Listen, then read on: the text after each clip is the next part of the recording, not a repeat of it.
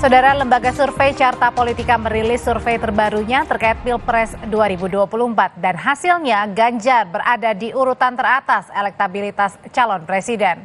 Dari hasil survei yang dilakukan Carta Politika pada 2 hingga 7 Mei 2023 dari sampel 1.220 responden dengan pertanyaan, jika pemilihan presiden diadakan sekarang, siapa yang dipilih sebagai presiden?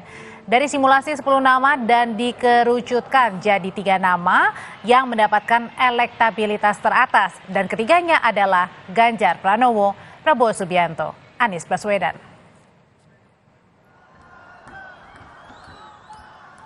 Dan inilah ketiga nama yang menempati elektabilitas capres teratas dalam survei Carta Politika.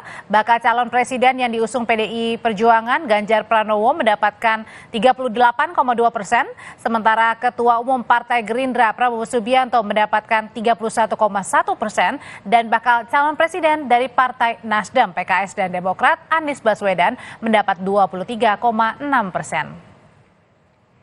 Dan yang juga jadi sorotan dalam puncak musra relawan kemarin, Jokowi mengungkapkan Indonesia adalah negara yang besar.